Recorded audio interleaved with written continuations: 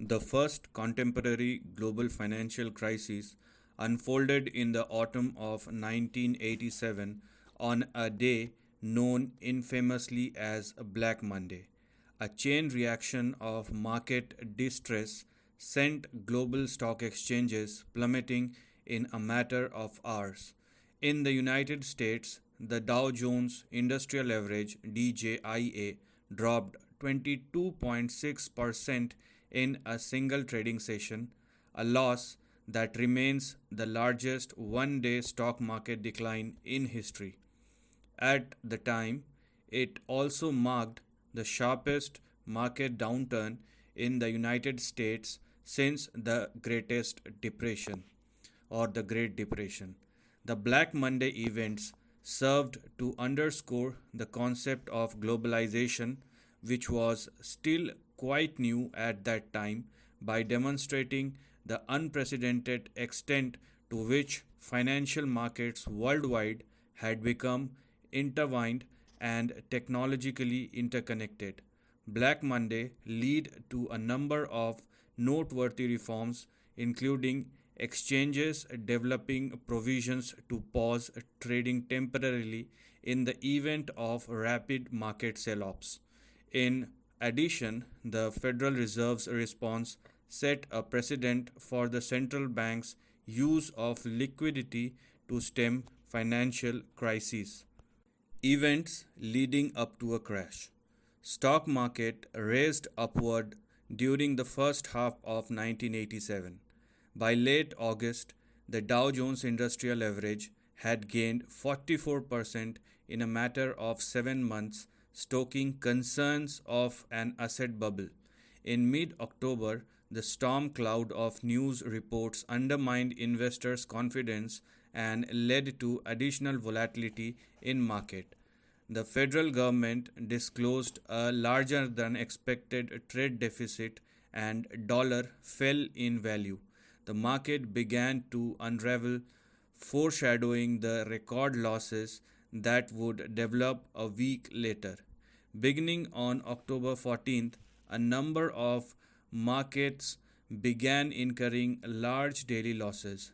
On October 16th, the rolling sell-offs coincided with an event known as triple witching, which describes the circumstances when monthly expirations of options and future contracts occurred on the same day.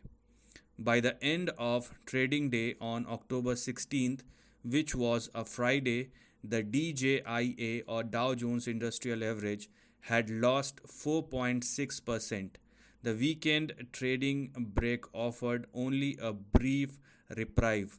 Treasury Secretary James Baker on Saturday, October 17th, publicly threatened to devalue the US dollar in order to narrow the nation's widening trade deficit. Even before US markets opened for trading on Monday morning, stock markets in and around Asia began plunging. Additional investors moved to liquidate positions and number of sell orders vastly outnumbered willing buyers near previous prices, creating a cascade in stock market. In the most severe case, New Zealand's stock market fell 60%. Traders reported racing each other to the pits to sell. In the United States, the Dow Jones Industrial Average crashed at the opening bell and eventually finished down 508 points or 22.6%.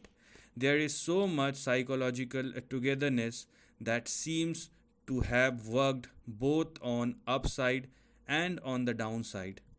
Andrew Grove, chief executive of technology company Intel, said in an interview, "It was like a theater where someone yells fire." "It felt really scary," said Thomas Trall, the senior professional at the Federal Reserve Bank of Chicago, who was then a trader at the Chicago Mercantile Exchange. People started to understand the interconnectedness of market across the globe. For the first time, investors could watch on live television as a financial crisis spread market to market in much the same way viruses move through human population and computer networks. You learn how interrelated we all are and how small we are, said Donald Maron, chairman of Payne Weber at the time of prominent investment firm.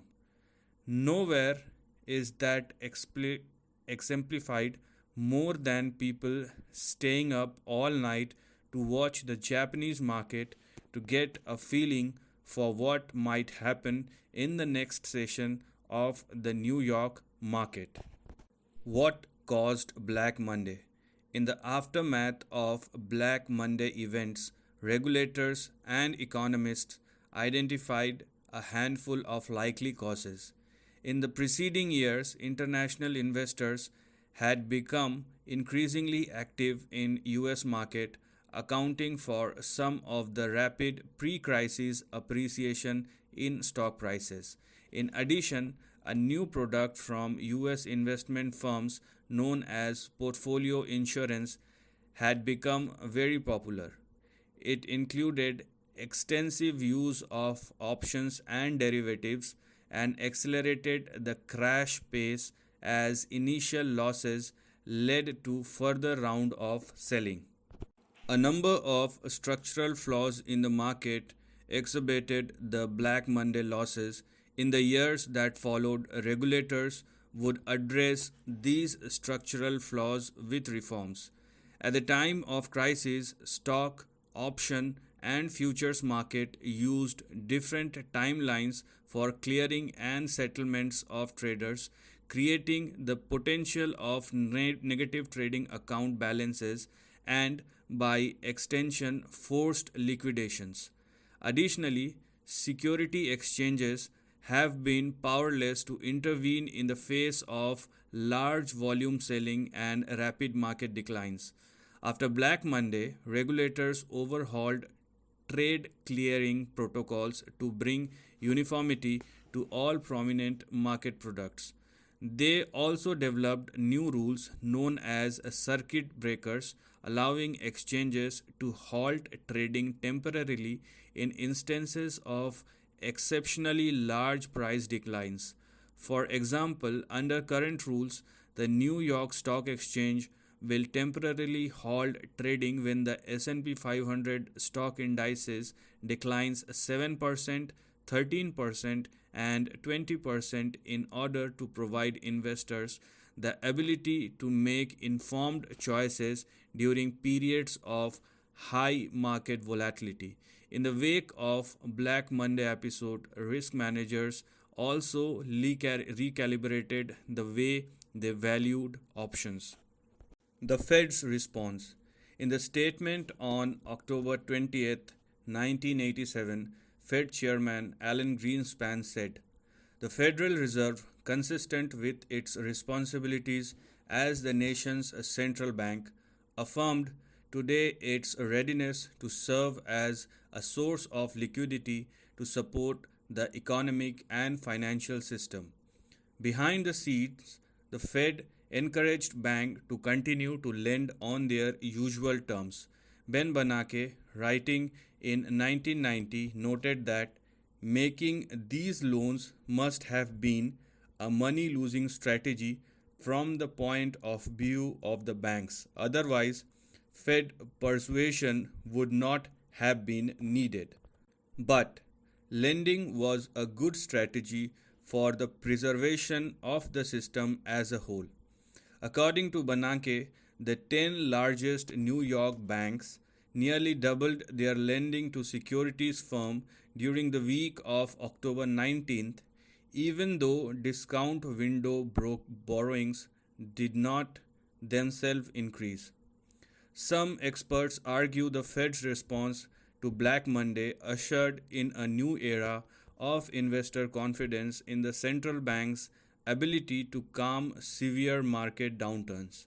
Unlike many prior financial crises, the sharp losses stemming from Black Monday were not followed by an economic recession or a banking crisis. Former Fed Vice Chairman Donald Cohn said, unlike previous financial crises, the 1987 stock market decline was not associated with a deposit run or any other problem in the banking sector. On the other hand, some argue that Fed's response set a precedent that had the potential to exacerbate moral hazard. Stock markets quickly recovered a majority of their Black Monday losses.